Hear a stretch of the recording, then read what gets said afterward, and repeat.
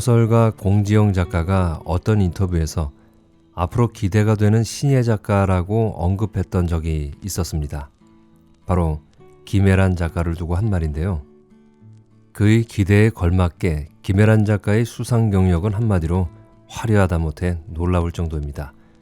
2017년 제48회 동인문학상을 필두로 해서 구상문학상 젊은작가상, 이상문학상, 한무숙 문화상, 문학동네 젊은작가상 대상, 김유정 문학상, 신동엽 창작상, 오늘의 젊은예술가상, 이효성 문학상, 한국일보 문학상, 대산대학 문학상 등을 두루두루 섭렵했죠. 이 정도면 화려한 수상 경력이죠. 참, 그리고 혹시 두근두근 내 인생이란 영화 아시나요? 아시는 분들도 계실 거고 이미 보신 분들도 아마 많으실 텐데 강동원, 송혜교가 주연을 했던 영화였죠. 그 영화와 같은 제목의 원작 소설을 쓴 사람이 바로 김애란 작가입니다. 두근두근 내 인생이란 장편소설이 나왔을 때 문단에선 제법 떠들썩했다고 해요. 새로운 형식의 파격적인 소설이다 라고 칭찬하는 사람들에서부터 이건 소설이 아니다 라고 폄하하는 보수적인 사람들까지 다양한 시각이 있었다고 합니다. 어쨌거나 많은 사람들의 다양한 비평을 끌어내게 하는 작품이라면 그것만으로도 이미 훌륭한 문학적 성과가 아닐까 저는 생각합니다. 이런 이슈를 가진 작가라서 오늘 읽어드릴 작품이 무척 기대가 됩니다. 오늘 여러분들께 소개해드릴 작품은 너의 여름은 어떠니? 라는 작품인데요. 이 작품은 미영이라는 주인공의 풋풋하면서 좀 쌉싸름한 20대 때 삶의 다양한 모습들을 재치 있는 문장으로 잘 표현하고 있는 작품입니다. 그럼 소설 읽기를 시작하겠습니다. 재미있게 들어주세요.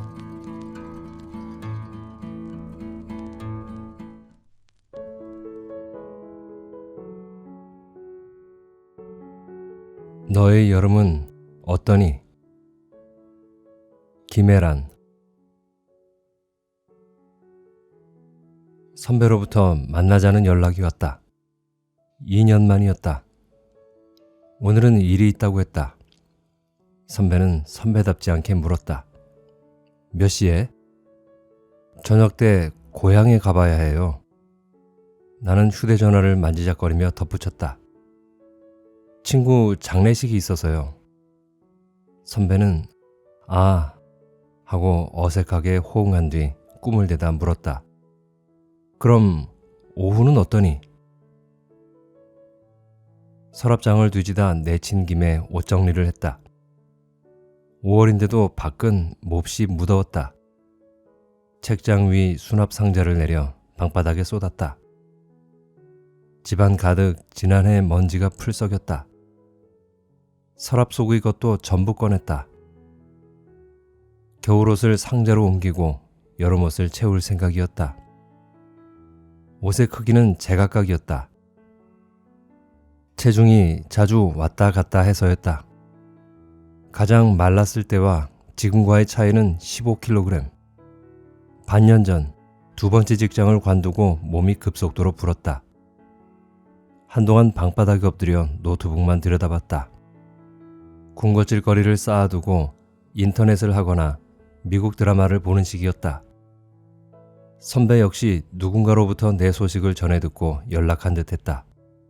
그렇지 않고서야 평일 대낮에 그렇게 갑작스런 부탁을 하진 않았을 거다.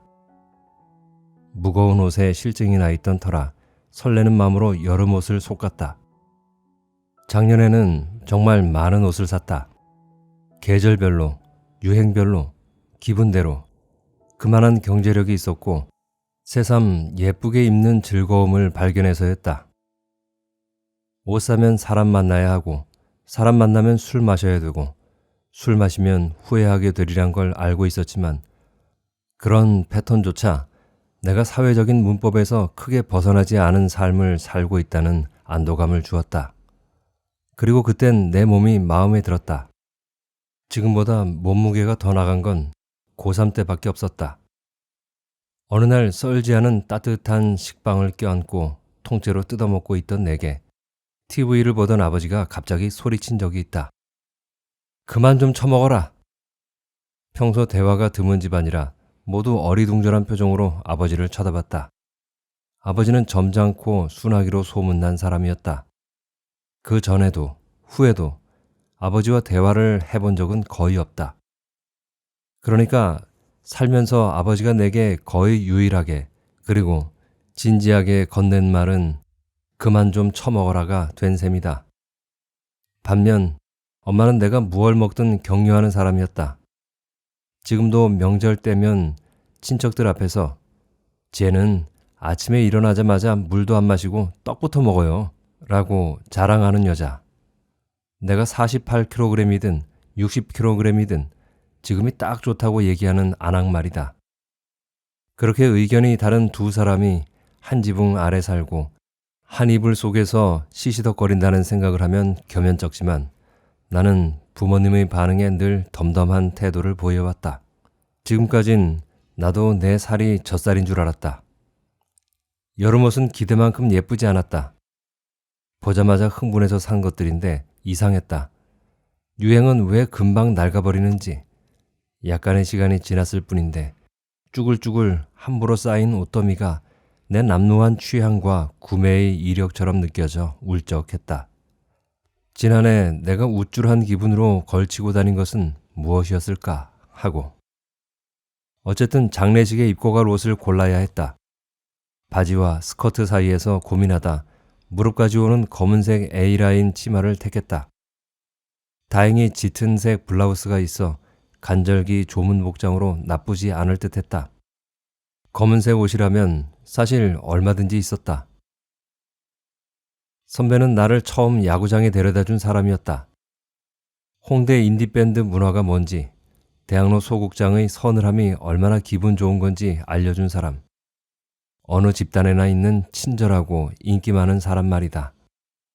나는 지금껏 선배처럼 이상적인 남자를 본 적이 없다. 존경도 하고 말벗도 하고 괜찮다면 잠도 같이 자고 싶은 사람. 혹 요사스런 성적 취미가 있다 해도 남들은 자유를 사랑한다지만 나는 복종이 좋아요 라고 말하며 눈 딱 감고 따라가 보고 싶은 그런 남자 말이다. 당시 나는 남자들에 대한 근거 없는 편견을 갖고 있었다.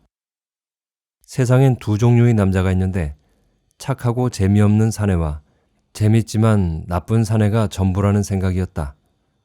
세계가 그렇게 납작하게 만들어지지 않는다는 건 나중에 알았지만 사실 내가 좋아하는 사람은 착한 사람도 나쁜 사람도 아닌 인간의 울퉁불퉁함을 잘 헤아릴 줄 아는 사람이라는 건 역시 뒤늦게 깨달았지만 그땐 선배가 착하면서도 유쾌할 수 있는 유일한 이성처럼 느껴졌더랬다. 면면의 시원찮음과 별개로 내 또래 남자애들은 다 병신이라 생각하며 스스로 조숙하다 자부하는 여대생의 오만도 한몫했다. 선배를 만난 건 신입생 환영회 때였다. 그때 나는 너무 많은 사람, 너무 나쁜 공기, 너무 많은 상품들 사이에서 갈팡질팡하고 있었다. 물론 교정의 초목과 잘 식은 봄밤 공기는 가슴을 떨리게 하기 충분했다. 지금도 나는 나무가 뿜어내는 피톤치드라는 장기 방어 물질에 사랑의 묘약이 섞여 있다고 믿는 편이다. 그렇지 않고서야 신학기의 그 많은 청춘이 그렇게 동시에 상기된 채 해롱될 수는 없는 일이다. 번식기의 젊음이 내뿜는 에너지는 은근하며 서툴렀고 노골적인 동시에 싱싱했다. 나는 20살을 새로운 도시에서 맞는 게 좋았다. 철학과 사람들의 눈빛과 말투, 안색에도 호감을 느꼈다. 하지만 그 나이엔 의당 그래야 하는 듯 알 수 없는 우울에 쌓여 있었고 내 우울이 마음에 들었으며 심지어는 누군가 그걸 알아차려 주길 바랐다. 환영식 날 잔디밭에 모인 무리에서 슬쩍 빠져나온 것도 그 때문이었으리라. 내가 거기 없다는 걸 통해 내가 거기 있었다는 사실을 알리고픈 마음. 나는 모임에서 이탈한 주제에 집에도 안 기어들어가고 인문대 주위를 서성이고 있었다. 스스로 응석을 부리며 뭔가 흉내내는 기분이 못마땅했지만 숨은 그림 찾아내듯 누군가 나를 발견하고 내 이마에 크고 시원한 동그라미를 그려주길 바랐다. 그런데 거기 어두운 인문학관 통로에 선배가 있었다. 복도 끝 굽이진 곳에 길고 흐린 실루엣으로 화장실에 들른 건지 사물함을 확인하러 온 건지는 몰랐다. 중요한 건 선배가 나를 알아봤다는 거다. 너 미영이지? 서미영. 예? 예. 나는 선배가 내 이름을 안다는 사실에 놀랐다. 동시에 슬며시 불안한 마음이 들었다. 내가 뚱뚱해서 눈에 띄었나 싶고 조금 전 진실게임에서 아주 지저분한 농담 하나를 실패하고 온 참이어서였다. 운산에서 왔다며? 우리 아버지 고향이랑 같아서 기억했어. 아, 네. 왜 혼자 있니? 아, 저 그냥 뭐 좀 생각하느라고요. 형편없는 핑계 때문인지 내가 눈을 심하게 깜빡여서 그랬는지 선배가 조그맣게 웃었다. 없어서 찾았어. 이따 보자. 나는 엉거주춤 목례한 뒤 그와 반대 방향으로 걸어갔다. 딱히 목적지는 없었지만 그래야 할 것 같아서였다. 그는 잔디밭으로 향하다 몇 발짝 안 가 돌아서며 한마디 했다. 고개 좀 들고 다녀라, 이 녀석아. 아마 그래서 했을 거다. 훗날 누군가 내게 사랑이 무엇냐고 물어봤을 때 나의 부재를 알아주는 사람이라고 대답한 것은 정색하고 말하는 바람에 술자리를 썰렁하게 만들어버렸던 것은 그런 뒤 나조차도 어색해져 마구 마셔버렸던가. 흥이 올라 진실게임을 하자고 선동하는 과장님께 저기요, 제가 세상에서 제일 싫어하는 게 진실이고 두 번째로 싫어하는 게 게임이거든요. 라고 주정해버린 밤. 그날도 아마 신입사원 환영이었을 거다. 서미영씨, 왜 그래? 라는 대리님 말에 나는 말죽거리 잔혹사의 주인공처럼 대한민국 진실 다 족구하라 그래. 라고 장렬하게 외치며 테이블 위로 쓰러졌다. 나름 대한민국 학교 다 족가라 그래 란 영화 대사를 응용한 거였다. 그러곤 투피스 차림으로 의자에 앉아 다리를 벌리고 잤다. 그 후 나는 직장 생활 내내 진실 포비아, 게임 포비아라는 놀림을 받았다. 고개 좀 들고 다녀라, 이 녀석아. 이 녀석아. 이 녀석아. 친근한 표현인지 성을 지워버리려는 노력이었는지는 알 수 없다. 선배는 곧잘 나를 녀석이라 불렀다. 그런 뒤 커다란 손바닥으로 머리카락을 마구 헝클어줄 때면 뭉클하니 아늑해져 까치발을 든 채 더요, 더요 라고 외치고 싶어지곤 했다.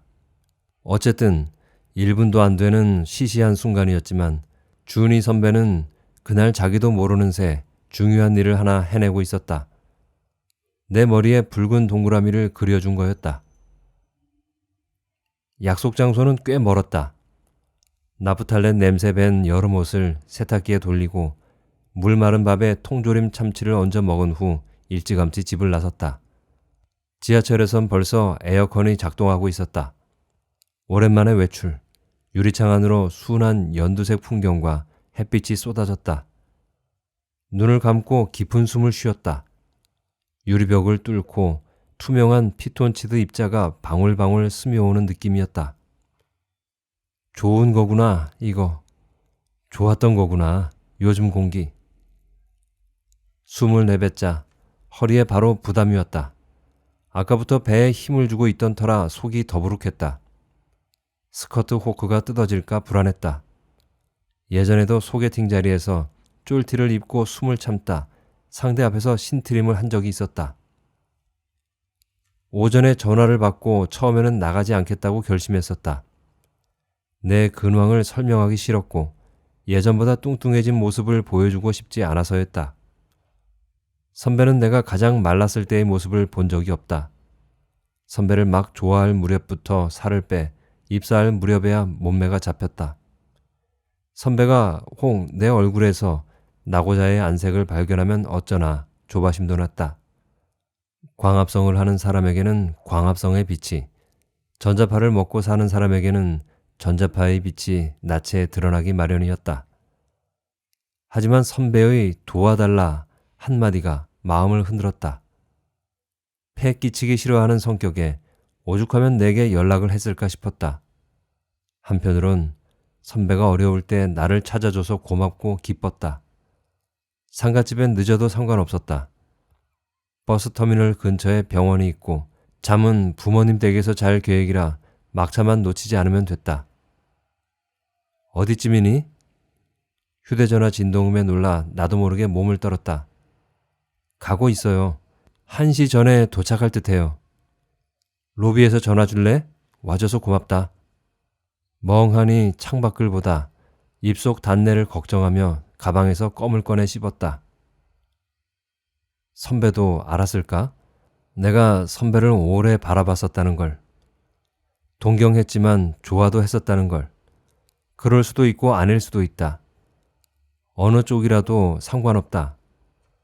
어차피 선배에겐 여자친구가 있었으니까. 나는 그들이 쌓은 시간을 이길 수 없다고 생각했다. 얼굴 한 번 본 적 없는 여자인데도 분명 나보다 나은 사람일 거라고 확신했다. 아무렴 선배가 고른 여자인데 그렇고 말고 기분 같아선 그 여자까지 사랑해버리고 싶은 마음이었다. 처음에는 나도 욕심이 없었다. 내게 준이라는 선배 그리고 친구가 생겼다는데 감사했다. 살면서 진심으로 말이 통하는 사람을 만나기란 어려운 일이니까. 다만 TV도 없고 컴퓨터도 없는 음습한 자취방에서 이따금 확인하는 선배의 문자가 참 반가웠던 기억은 난다. 한밤중 메시지 도착을 알리는 조그만 불빛을 따라 내 마음도 빨갛게 깜빡거렸다는 것과 그 나이에만 쓸 수 있는 순수하고 유치한 문장들에 내가 퍽 의지하고 있었다는 사실도. 선배는 내 이야기를 잘 들어줬다. 쉽게 판단하거나 충고하지 않았고 번박하고 산뜻한 농담도 잘해줬다. 상대에게 수치심을 주지 않으면서 위로하는 방법을 알았다랄까? 자연스럽게 나는 선배가 주도하는 시 모임에 들어갔다. 선배는 내 글이 좋다고 했다. 나는 내 글을 좋아하는 사람은 당연히 나도 좋아할 거라고 생각했다. 그래서 엄마가 불 때라고 준 돈으로 술 사 먹고 꽁꽁 언 방에서 파카만 입고 자도 행복했다. 왜냐하면 그날은 선배가 처음으로 내게 뭘 사달라고 한 날이었으니까. 어느 때인가 자취방서 뒹굴거리다 제법 친해졌다고 느낀 선배에게 연락을 한 적이 있다. 찬물에 너무 오래 담가두어 얼어버린 청바지를 손빨래한 후 종일 낮잠을 잔 일요일이었다. 수면 중에도 내 폐는 육지로 나온 물고기처럼 가쁘게 펄떡이고 있었다. 불규칙한 생활과 매연, 음주로 몸이 약해진 탓이었다. 그 시절 나는 어딘가 아프고 피곤하면 무턱대고 긴 잠을 자는 버릇이 있었다. 어느 때는 기면증 환자처럼 이틀 내내 골아떨어져 있기도 했다. 그날 역시 눈을 떴을 땐 이미 해가 지고 있었다. 나는 습관적으로 선배가 선물해준 어떤 날을 카세트에 넣고 틀었다. 뒷면에 건전가요가 들어있는 오래된 테이프였다. 방 안 가득 오후만 있던 일요일이 잔잔하게 퍼졌다. 그러자 문득 선배에게 말을 걸고 싶은 마음이 들었다. 선배, 나는 야구장에 꼭 가보고 싶어요. 반응이 없어 시무룩해질 즈음 늦은 답신이 왔다. 왜? 나는 휴대전화를 쥔 채 방바닥에 엎드리며 방긋 웃었다. 그냥 야구장에 가서 큰 소리를 질러보고 싶어요. 곧이어 메시지 도착을 알리는 진동음이 들렸다. 너는 뭐 야구장이 소리 지르는 데인 줄 아니? 그럼 뭔데요? 한참 후 선배의 의젓한 대꾸. 야구장은 신전이야. 나는 아 하고 감탄했다. 그건 한 사람이 다른 한 사람에게 반하는 순간 심장에서 나는 효과음이었다. 그렇게 몇 번 쓸데없는 문자를 주고받다 우리는 야구장에 가자는 약속까지 해버렸다. 나는 엄마에게 또 책값을 속여받은 후 발목까지 오는 하얀 원피스를 샀다. 지금 생각하면 촌스럽고 우스꽝스러운 치마였지만 그걸 자취방 벽에 걸어놓고 일주일 내내 쳐다봤던 기억이 난다. 선배가 혹 고백이라도 하면 어쩌나 걱정하며 내가 가진 가장 예쁜 빤스는 뭔가 헤아리기도 하면서 첫 관계에 보여주기엔 너무 큰 빤스가 아닌가 뒤척이며 말이다.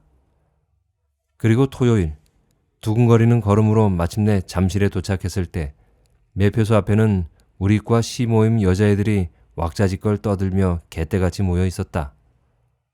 홍대에서도 대학로에서도 마찬가지였다. 선배는 나를 보고 환하게 웃었지만 나는 그 상냥함이 때로 야속했다. 하지만 선배가 진심으로 좋아진 계기는 따로 있었다. 선배가 나를 알아봤듯 나도 선배를 알아본 순간이었다.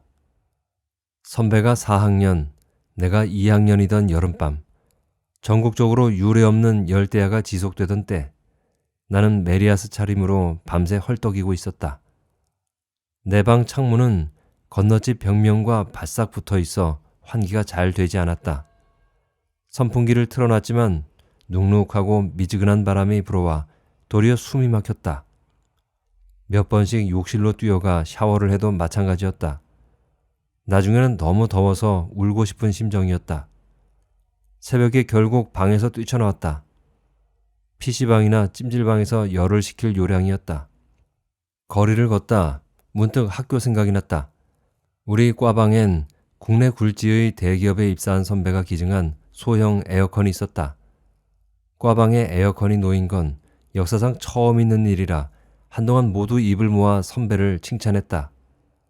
과방에 쉬러 오는 사람도 부쩍 늘고 어수선히 놓여있던 물건들도 정리되는 분위기였다. 집에서 학교까지는 걸어서 10분이었다. 지금은 아무도 없을 테고 에어컨을 틀고 소파에 누우면 쾌적한 숙면을 이룰 수 있으리라. 온몸의 땀이 순식간에 휘발되는 상상을 하자 설레기까지 했다. 차고 보송한 바람을 기대하며 과방 문을 열었다. 그런데 거기 누가 있었다. 기다랗고 흐린 윤곽, 내가 아는 실루엣이었다. 그는 신문지를 뒤집어 쓴 채 소파에서 새우잠을 자고 있었다. 이윽고 선배가 인기척을 느끼고 부스스히 일어났다. 미영이네? 선배 웬일이에요? 너는? 나는 망설이다 솔직하게 답했다. 방이 너무 더워서요. 선배는요? 선배가 목덜미를 만지며 쑥스러운 듯 말했다. 차를 놓쳤어. 선배에게 살짝 술 냄새가 났다. 근데 여기 모기 있다. 게다가 추워. 선배는 몸 여기저기를 긁어댔다.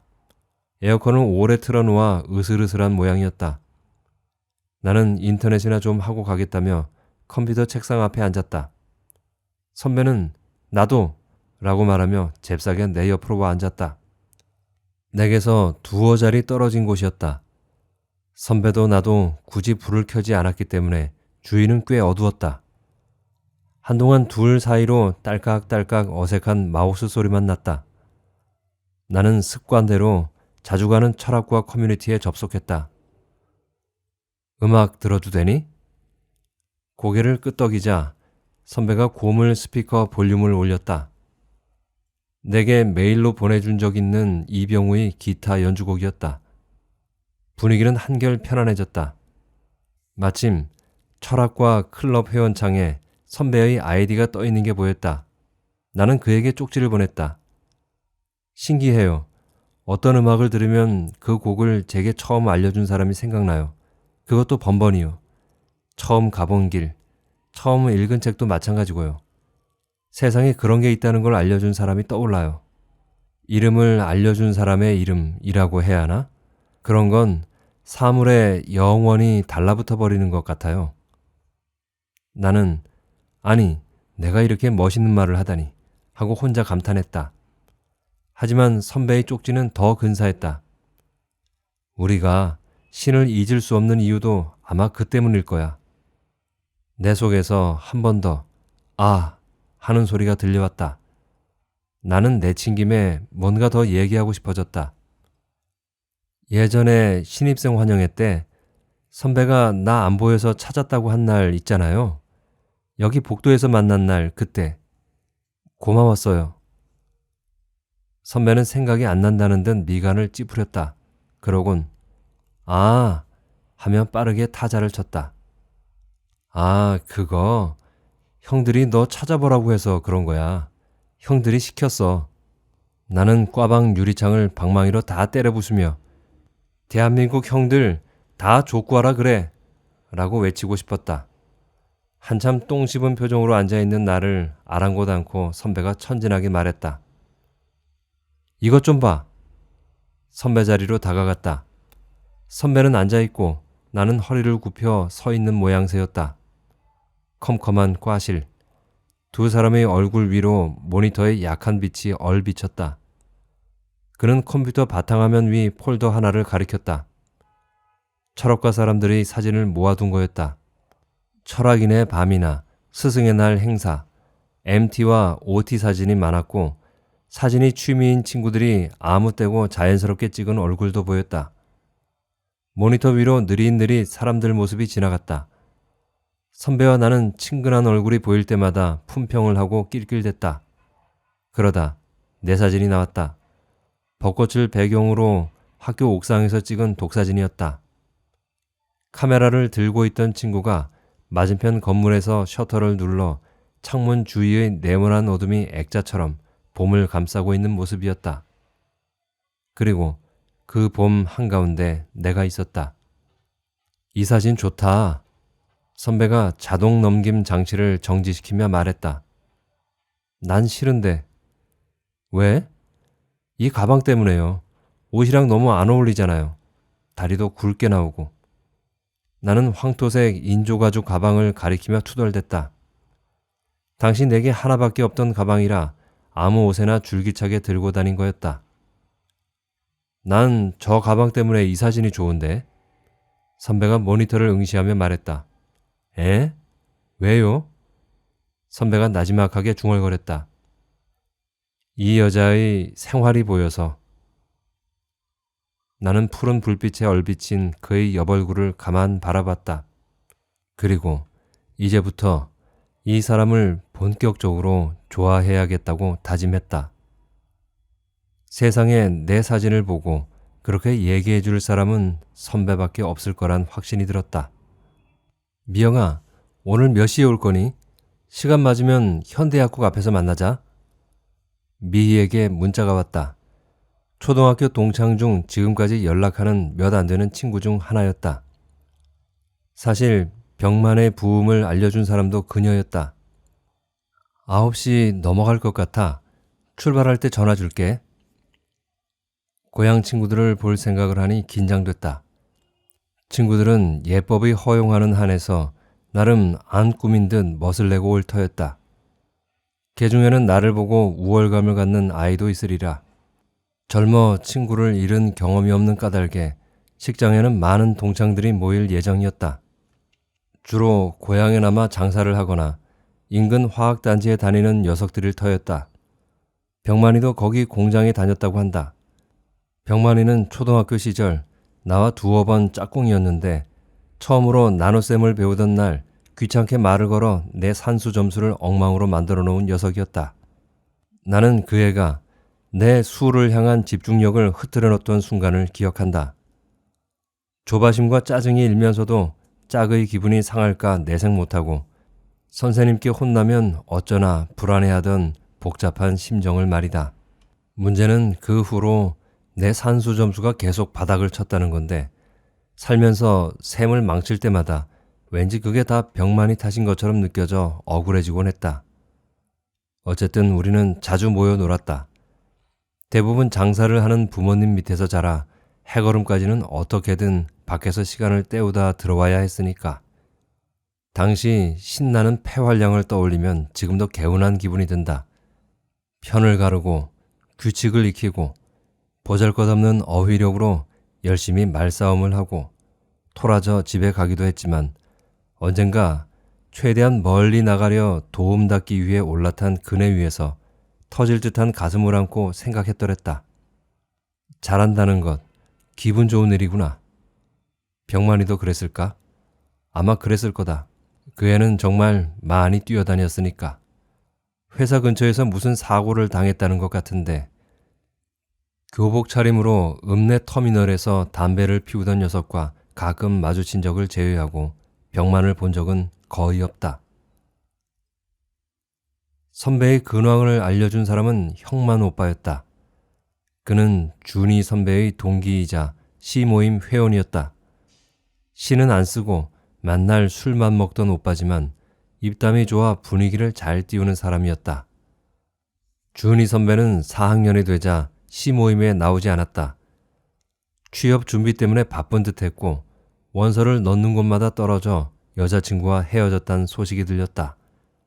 우리는 이따금 메리 크리스마스라든가 새해 복 많이 받아요 라는 문자를 주고받았다.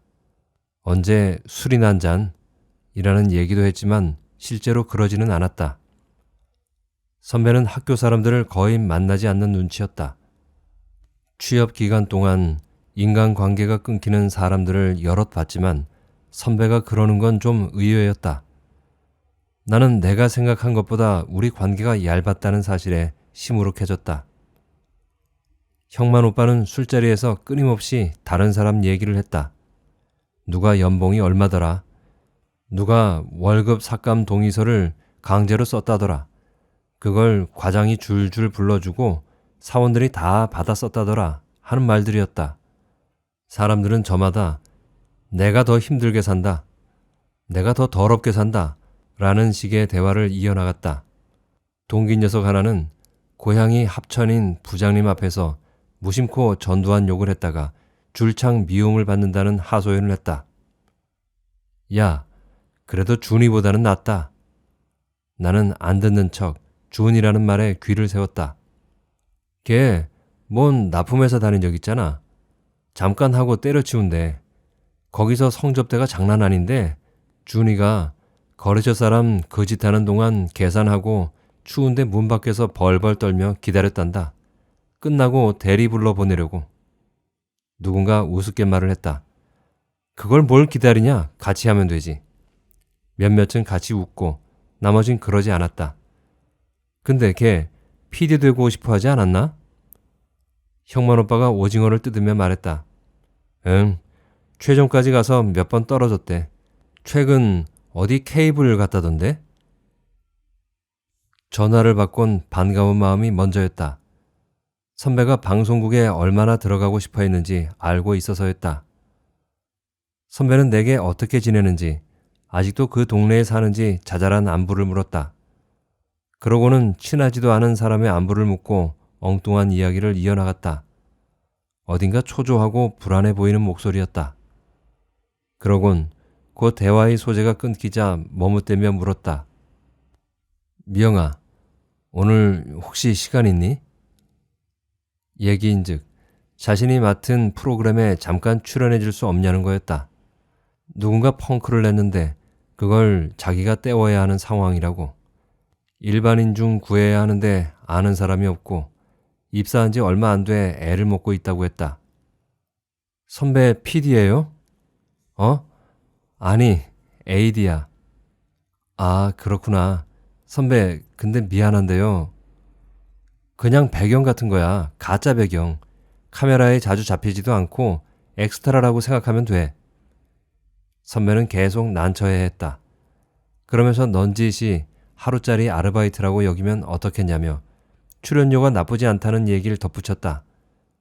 내가 돈이 궁한 상태라는 걸 아는 눈치였다. 저 오늘 장례식도 있고요. 그랬지? 선배의 목소리에 힘이 빠졌다. 좀 창피하기도 하고요. 그래, 그럴 수 있어. 안 되겠니? 안 되겠지? 아무래도. 잠시 어색한 침묵이 흘렀다. 보다 못해 말을 꺼낸 건 내 쪽이었다. 그냥 앉아만 있으면 되는 거예요? 선배가 지나치게 반색하며 말했다. 응? 그럼. 이번 건 재촬영도 없어. 금방 끝나. 말을 꺼내자마자 후회가 물밀듯 밀려왔지만 이미 늦은 상태였다. 뭐 게임도 하고 그러는데 괜찮아. 어려운 일 아니야. 고맙다, 미영아. 정말 고마워. 네? 뭐라고요? 게임이라고요? 마음속 다급한 외침이 전해지기도 전에 선배는 서둘러 전화를 끊었다. 그래서 나는 내 별명이 한때 게임 포비아였단 사실을 밝히지 못했다. 통화가 길어졌어도 아마 얘기하지 못했을 거다. 그러기엔 선배가 너무 기뻐하고 있었다. 선배는 로비에 나오지 않았다. 대신 작가라는 여자가 헐레벌떡 달려왔다. 앳돼 보이는 게 입사한 지 얼마 안 된 보조작가 같았다. 출입증을 받아 방송국 안으로 들어갔다. 선배는 지금 정신없이 바빠 못 온다고 했다. 엘리베이터 안에서 그녀가 대뜸 물었다. 안 더우세요? 내 검은색 정장을 보고 하는 말이었다. 그녀는 발랄한 줄무늬 티셔츠에 오렌지색 스와치 시계를 차고 있었다. 말은 그렇게 했지만 등줄기에 땀이 흥건했다.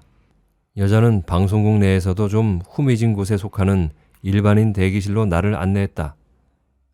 들어가세요. 아니요, 우선 여기 있을게요. 나는 복도에 놓인 플라스틱 의자를 가리켰다. 벌써부터 낯선 공간에 낯선 사람들과 함께 있고 싶지 않아서였다. 그러실래요? 조 감독님 곧 오실 거예요.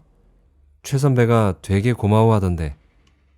아침부터 엄청 깨지고 지금 또 혼나고 있는 중이거든요. 오늘 잘 좀 도와주세요.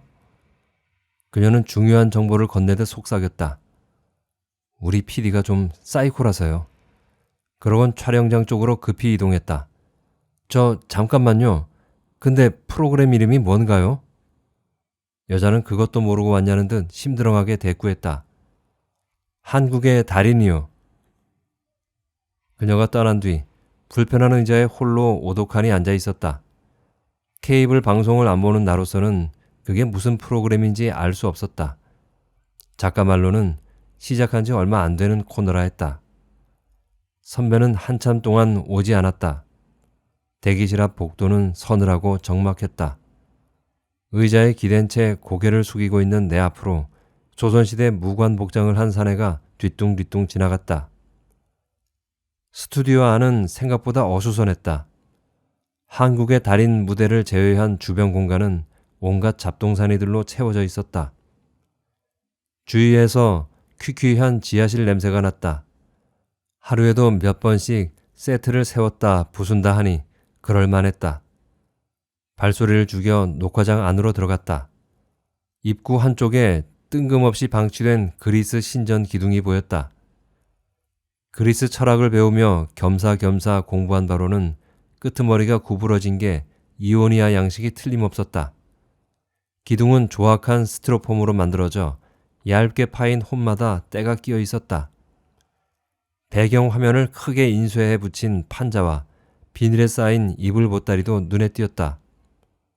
벽면에는 금연, 사장백, 불조심 등의 표어가 붙어 있었다. 그래도 가장 압도적인 건 천장 위에 달린 수백 개의 조명이었다. 그것은 내가 뭔가 전문적인 공간에 와 있다는 기분을 느끼게 해주었다. 아, 선배는 이런 데서 일하는구나. 이런 곳이었구나. 멀리 청바지 뒷주머니에 대본을 구겨 넣은 선배의 모습이 근사했다. 무대에선 대충 동선과 조명, 음향 등의 큐를 맞춘 드라이 리허설이란 게 막 끝난 참이었다. 내가 있을 자리에는 보조 작가가 서 있었다 한다. 낯은 익지만 이름이 잘 생각나지 않는 개그맨도 보였다. 선배 말로는 그가 진행을 볼 거라 했다. 나는 그를 힐끔거리며 의식하지 않으려 했다. 개그맨 역시 나를 신경 쓰지 않았다. 하지만 내가 자기를 의식하지 않으려 애쓴다는 사실을 의식하고 있는 듯했다. PD라는 사람은 의자에 앉아 대본을 확인하고 있었다. 사이코라기엔 멀쩡한 허우대였다. 입이 걸어 툭하면 아무에게나 욕을 한다던데 아니나 다를까 나와 눈이 마주친 순간 대뜸 소리부터 질렀다. 야, 저 여자 왜 저러고 있어? 나는 움찔 놀라 그 자리에 얼어붙었다. 선배가 급히 변명을 했다. 그 장염 걸린 출연자 대타인데요. 바로 준비시키겠습니다. 선배는 잠시 나를 외진 곳으로 데려갔다. 조금 전 세트장보다 훨씬 산만하고 을씨년스러운 장소였다. 우리는 조그마한 인공 연못이 그려진 가짜 배경 앞에 섰다. 그래서 우리가 대화하는 모습은 마치 연극의 한 장면처럼 보일 것 같았다. 나는 말똥말똥 선배를 쳐다봤다. 질문과 불안이 섞인 얼굴로. 그러나 예쁘게 비칠 만한 표정을 꾸며내는 일도 있지 않으며 말이다. 분장도 하고 마이크도 달고 대충 준비가 끝났는데 뭐가 문제인지 알 수 없었다. 선배는 진지하게 나를 바라봤다. 뭔가 중요한 말을 하려는 얼굴이었다. 미영아, 너한테 얘기하지 못한 게 있어. 선배의 말을 들은 나는 딱딱하게 굳어 있었다. 당장 자리를 박차고 일어날까 싶었지만 발이 떼어지지 않았다. 안 돼요, 선배. 미영아, 못해요, 저. 나는 선배에게 미안하다 말하며 분장실을 향해 빠르게 걸어갔다. 선배는 종종 걸음으로 나를 쫓아왔다. 잠깐만. 선배가 다급히 내 팔뚝을 잡았다. 손바닥이 땀으로 축축이 젖어 있었다. 너 안 보이도록 최대한 편집할게. 너 말고도 같은 옷 입은 사람 많아. 그렇게 눈에 띄지 않을 거야. 선배는 손에 계속 힘을 주고 있었다. 얼마나 세게 쥐었던지 팔뚝이 아릴 정도였다. 그리고요, 또 뭘 먹어야 된다면서요? 선배가 떨리는 목소리로 설명했다. 오늘 주인공이 푸드파이터라 그래. 먹기 대회 우승자 알지? 다른 사람들은 양껏 조금만 먹으면 돼. 미영아, 내가 이렇게 부탁한다. 나 이거 펑크나면 미리 말 못한 거 미안해. 나도 의상이 그런 건 줄 몰랐어. 한 번만 도와주라. 한 번만. 천장 위의 환풍기가 시끄럽게 돌아갔다. 원망하듯 선배를 빤히 쳐다봤다. 선배는 눈을 마주치지 못하고 고개를 떨구었다. 선배가 찬 헤드셋에서 희미한 목소리가 새어나왔다. 누군가 고래고래 성을 내는 음성이었다. 야이 씨발아, 너 일 안 해? 어디서 뭔 지랄이야? 푸드파이터는 뜻밖의 여자였다. 게다가 늘씬하기까지 했다. 그녀는 몸에 딱 붙는 탱크탑에 치어걸들이나 입는 노란색 미니스커트를 입고 있었다. 그녀를 보자 선배가 왜 나를 불렀는지 그리고 왜 그렇게 간절하게 잡았는지 알 수 있었다. 주위에 뚱뚱한 사람을 세워둔 뒤 그녀를 더 돋보이게 하기 위해서였다. 이렇게 마른 여자가 저렇게 비만인 사람들보다 잘 먹는다라는 걸 알리려고. 나는 의상 담당자가 준 옷을 입고 한동안 밖에 나오지 못했다. 제작진이 일부러 한 치수 작게 준비한 레슬링복이었다. 꽉 끼어 불편한 옷에 가까스로 몸을 구겨넣자 옆구리 살과 뱃살이 볼품없이 드러났다. 누가 봐도 초라하니 우스꽝스러운 모습이었다. 망설이다 작가의 재촉을 받고 분장실을 나왔다. 사람들에게 알몸을 보이는 것 같아 몸을 바싹 웅크린 채 두리번거렸다. 나는 군살을 감추려 끊임없이 옷을 잡아당겼다. 케이블이라 보는 사람이 별로 없을 거라 스스로 다독여봤지만 마음 같아선 지금이라도 당장 그만두고 싶은 심정이었다. 선배는 아무렇지 않게 나를 타이르며 격려했다. 하지만 그 말은 내게 상처가 됐다. 미영아, 그냥 평소 너 먹는 대로만 해. 긴장하지 말고. 알았지? 나는 왜 내가 자리를 박차고 일어나지 못하나 고민했다. 이유는 단순했다. 선배를 돕고 싶어서였다. 하지만 선배를 도우면서 선배가 하자는 대로 하면서 선배를 벌주고 싶은 마음이 컸다. 부모에게 상처를 주기 위해 일부러 자해를 하는 청소년처럼.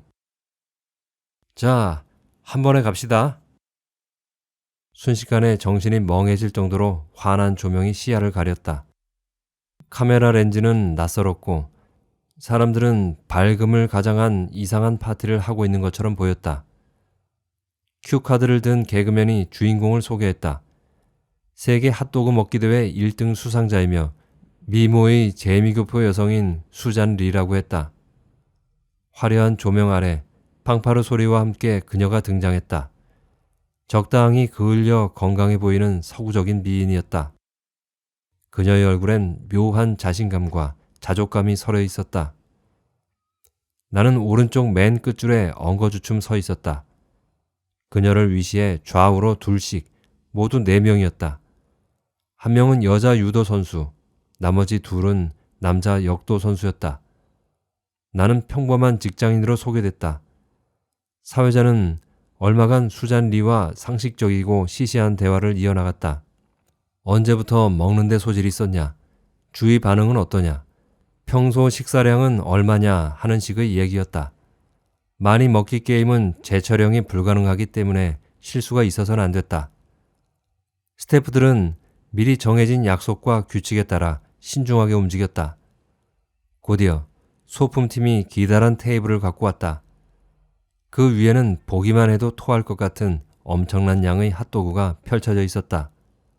관건은 10분 안에 누가 가장 많은 양을 해치우는가였다. 승자는 이미 정해져 있었다. 하지만 보조 출연자들의 체구도 만만치 않아 시청자들의 호기심을 자극하기에 충분했다. 차인벨이 울렸다. 운동선수들이 허겁지겁 핫도그를 입에 쑤셔 넣기 시작했다.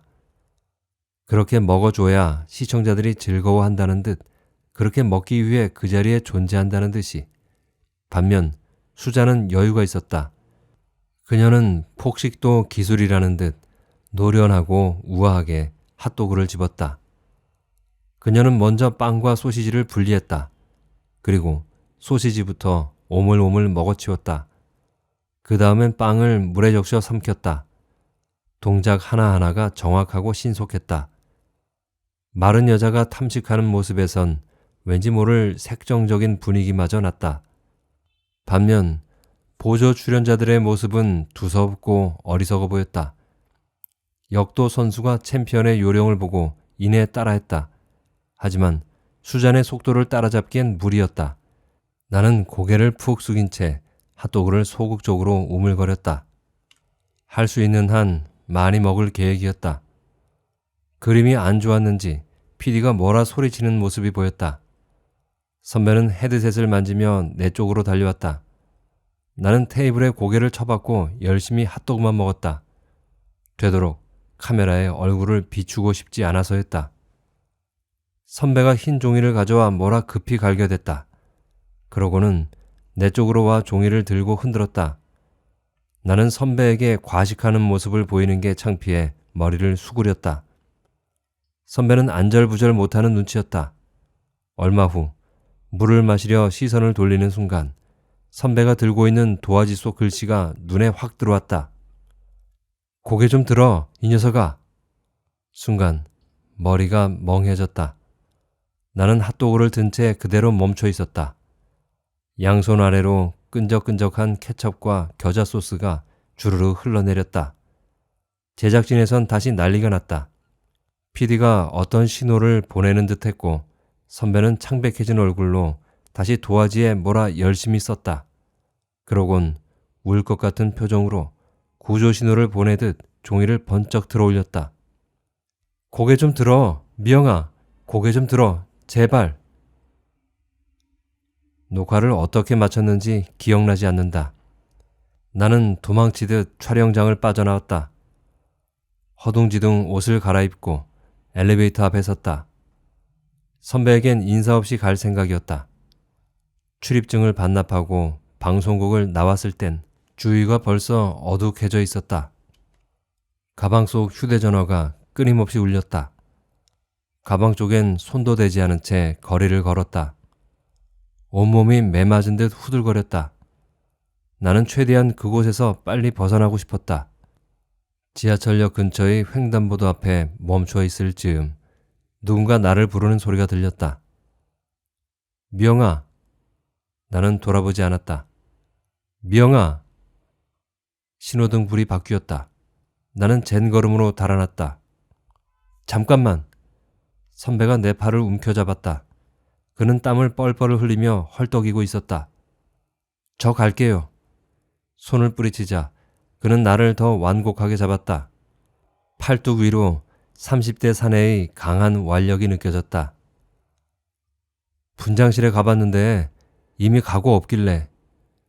그는 여전히 숨을 몰아쉬고 있었다. 오늘 고생했어. 피곤할 텐데 가서 잘 쉬어. 참, 상가집 간다고 했나? 미영아, 한 번 더 고맙다. 참, 그리고 너 편할 때. 나는 물끄러미 땅바닥을 쳐다봤다. 그리고 선배의 다음 말을 기다렸다. 문자로 계좌번호 좀 넣어줄래? 현관문을 열었다. 신을 벗고 쓰러지듯 방바닥에 앉았다. 방 안에서 눅눅한 섬유유연제 냄새가 났다.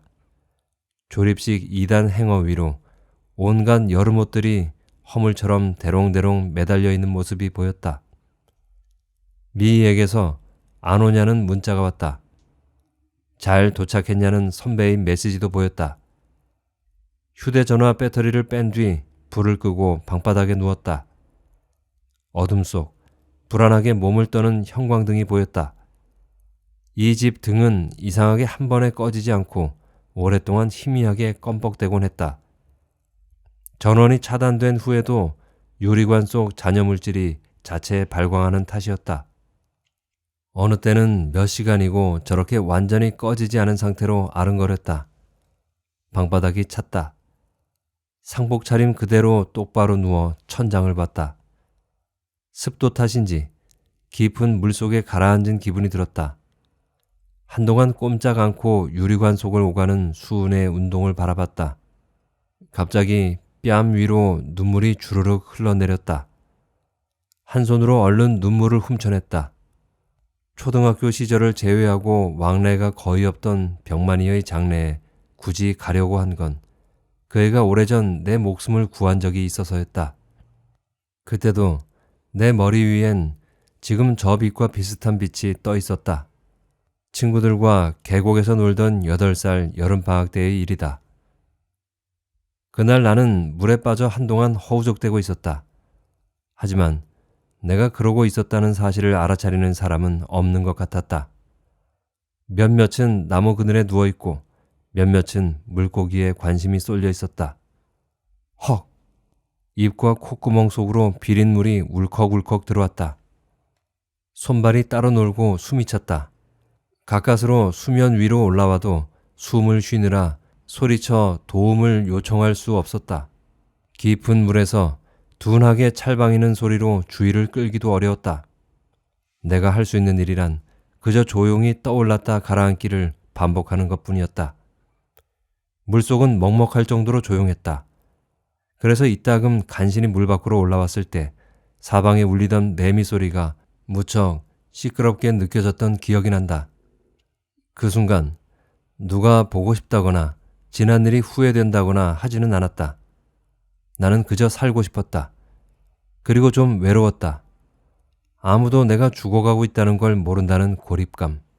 그리고 그걸 누군가에게 알리지 못하고 있다는 갑갑함. 정수리 위로 아른아른 고요하게 빛나는 8월 햇빛이 보였다. 딱 손 닿을 만한 거리에 있던 차 안의 그 얇고 환한 막. 나는 그 빛을 잡으려고 했다. 하지만 손에 잡히는 거라곤 차가운 몇 움큼의 강물이 전부였다. 생전 처음 겪는 공포가 밀려왔다. 아득하고 설명이 안 되는 두려움이었다. 나는 점점 가라앉고 있었다. 그리고 내가 더 이상 버틸 수 없다는 걸 알았다. 그런데 그때 누군가 내게 손을 내미는 게 느껴졌다. 손끝 감각으로만 겨우 알아차릴 수 있는 손길이었다. 나는 있는 힘을 다해 그 팔을 잡았다. 어디서 그런 힘이 나오는지 알 수 없었다. 나는 내 손을 잡은 이가 아플 거라는 걸 알았다. 하지만 그러면서도 소나귀의 힘을 뺄 수 없었다. 그리고 가까스로 무태 나왔을 때 나는 아직 어리고 여린 8살 난 아이의 팔뚝에 난 상처를 보고 말았다. 퍼렇게 멍이 든 채 손톱 자국을 따라 핏물이 고여있는 병만이의 팔이었다. 물에 빠지기 바로 몇십 분 전에 나는 민수라는 아이와 물장구를 치며 놀고 있었다. 민수가 먼저 내게 물을 확 끼얹었고 내가 복수하듯 그에게 물 세례를 퍼부었다. 민수는 더 큰 물보라를 만들어 내게 다가왔고 놀람과 웃음과 오기 속에서 복수의 복수가 이어졌다. 그때 병만이 애들에게 실없는 소리를 했다. 야, 쟤네 연애한다. 나는 주먹을 불끈 쥐고 대응했다. 야, 아니거든? 병만이 손바닥에 주먹을 대고 치며 더러운 농담을 했다. 야, 니네 이것도 하냐? 수치심을 느낀 민수가 발끈했다. 뭐 이 새끼야? 병만이 계속 성행위를 묘사했다. 이거. 민수는 더 센 말을 찾아 고민하다 한마디 쐈다. 너는 뭐 그렇게 잘나서 니네 엄마 이혼했냐? 순간 병만이의 얼굴이 굳었다. 아이들은 아무 말도 못한 채 눈치를 봤다. 공부는 민수가 잘했지만 싸움은 병만이 나았다. 나는 병만이 민수에게 주먹질을 할 거라고 생각했다. 병만은 민수를 한참 쏘아봤다. 병만은 강물에 대고 칵! 퇴! 하고 침을 뱉은 후 물속 깊이 잠수해버렸다. 그런 뒤 사라져 한참 동안 보이지 않았다. 민수는 신경 쓰지 말자며 나를 다독였다. 그래서 처음 누군가 내게 손을 내밀어 줬을 때 나는 그게 민수의 손인 줄만 알았었다. 하지만 집으로 돌아갈 즈음 병만의 기분은 퍽 들떠 있었다. 나를 구한 사실이 으쓱해서였는지 바람에 몸이 마르는 기분이 좋아서였는지 모르겠다. 젖은 신을 끌고 계곡을 내려오던 길, 병만은 민수와의 일은 까맣게 잊은 듯 씩씩하고 자랑스럽게 말했었다. 너희들 사람들이 사막에서 뭐로 제일 많이 죽어나가는 줄 아냐? 공부 잘하는 민수가 자신있게 소리쳤다. 거야 열사병이지. 병만은 그럴 줄 알았다는 듯 코웃음을 쳤다. 아니다. 익사야 익사. 아이들이 일제히 뭐? 하는 표정으로 병만을 봤다. 쟤가 또 무슨 말도 안 되는 뻥을 치나 하는 얼굴들이었다. 하지만 병만의 말은 뜻밖의 청산유수였다. 사막에는 비가 잘 안 오지만 한번 내리면 폭우가 쏟아지기 때문에 사람들이 갑자기 변을 당하게 된다고. 섭씨 50도가 넘는 사막에 갑자기 비가 올 거라 생각하지 못할 뿐더러 비를 피할 곳이 마땅치 않기 때문에 속절없이 당할 수밖에 없다고 설명했다. 민수가 삐죽거리며 반문했다. 치, 누가 그러던? 병만이 망설이다 조그맣게 답했다. 우리 엄마가. 미희가 한쪽 귀를 만지며 물었다. 병만아, 근데 그 얘기 왜 해? 병만은 당황하며 아무렇게나 둘러댔다.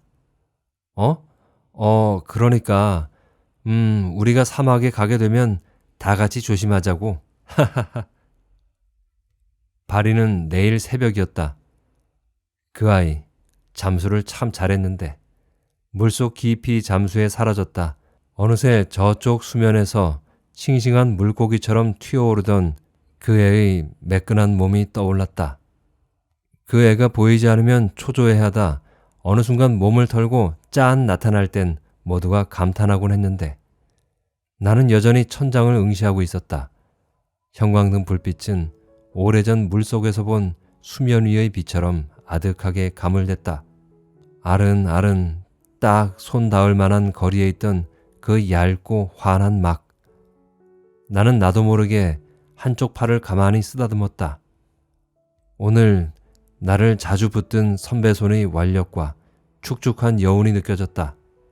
환한 봄날 한가운데 어두운 옷을 입고 서 있던 내게 이 여자의 생활이 보여 좋아 라고 말하던 선배의 아름다운 옆얼굴도. 그러자 다시 병만이가 떠올랐다. 살면서 내가 가장 세게 잡은 누군가의 팔뚝이. 그렇게 눌리면 아플 텐데, 많이 아팠을 텐데. 갑자기 목을 때에 뜨거운 것이 치밀어 올랐다. 사막에서 만난 폭우처럼 난데없는 감정이었다. 그처럼 쉬운 생각을 전혀 하지 못했다는 사실이 당혹스러웠다. 그러자 불현듯 내가 살아있어 혹은 사는 동안 어디선가 누군가 많이 아팠을 거라는 생각이 들었다. 나도 모르는 곳에서 내가 아는 혹은 모르는 누군가 많이 아팠을 거라고, 그리고 견뎠을 거라고. 행어에 걸린 옷들이 아직 상복을 벗지 못한 채 뻣뻣하게 누워있는 처녀를 오랫동안 무심하게 굽어봤다. 형광등 불빛은 꺼질 듯 말 듯 계속 불안하게 흔들렸고 나는 그러지 않으면 안 되는 듯 두 눈을 꼭 감았다.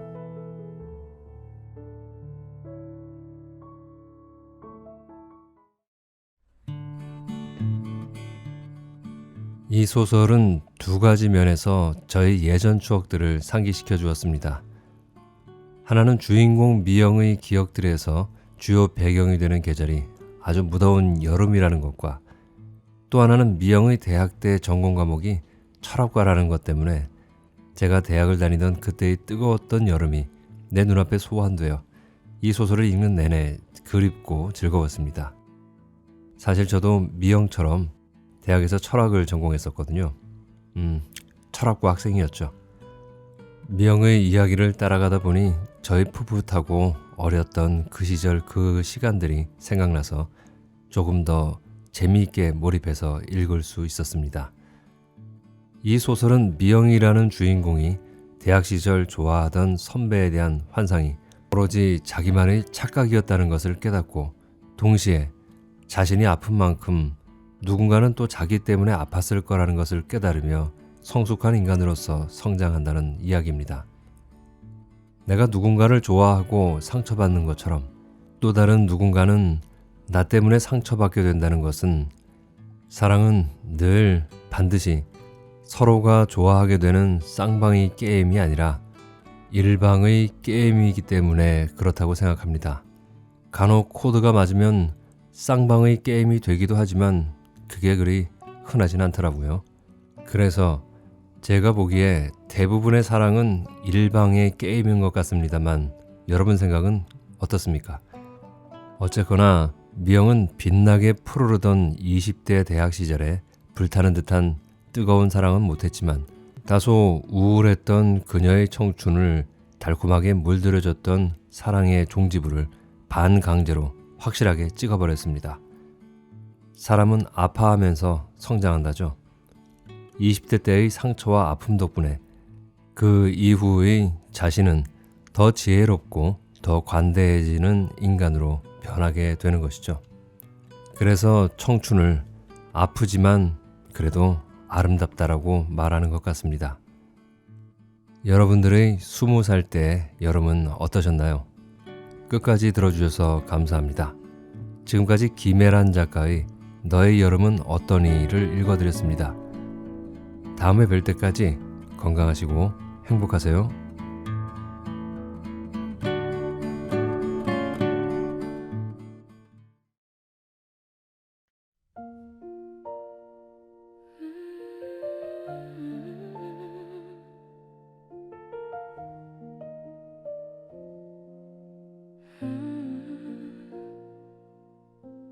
봄 햇살이 부드러웠던 오후, 너의 미소는 한여름의 그 빛처럼 눈부시게 남아 내 안의 모든 계절을 너로 물들였어. 그렇게 사랑했어. 수줍던 너의 손끝이 스칠 때 세상 모든 소리는 사라지고 너와 나누던 향긋한 커피 향만이 주위를 맴돌았지.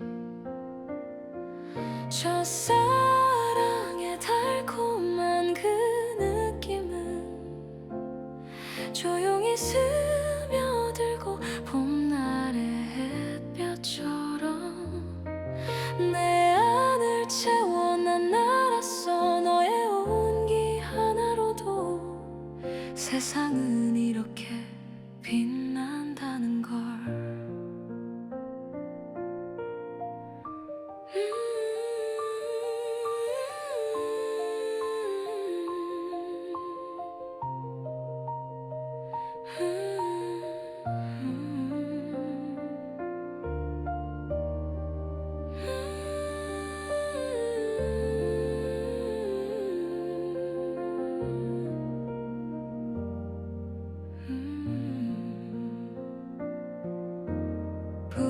가볍게 말을 건네며 미소만 살짝 비치던 그날의 우리는 아직도 선명해. 꽃잎처럼 가벼운 마음이 조금씩 흔들렸어. 그게 너라서 그게 나라서 행복했던 그 시간. 수줍던 너의 손끝이 스칠 때 세상 모든 소리는 사라지고 너와 나누던 향긋한 커피 향만이 주위를 맴돌았지. 첫사랑의 달콤한 그 느낌은 조용히 스며들고 봄날의 햇볕처럼 내 안을 채워. 난 알았어, 너의 온기 하나로도 세상은 이렇게 빛난다는 걸. 사랑이란 한 번 스치는 빛이라서 쉽게 잡히진 않지만 그래도 괜찮아. 내 안에 남은 너는 언제나 마음을 채우니까. 너의 미소는 달콤한 바닐라 향처럼 찬란히 스며들어 무수한 시간을 지나도 너는 여전히 빛나고 내 마음은 여전히 너를 꿈꿀 거야. 이 시간이 지나도 내게 머물던 너의 마음은 언제나 따스할 거야. 이 시간이 지나면 내게 머물던 너의 마음도 따스하게 기억날 거야.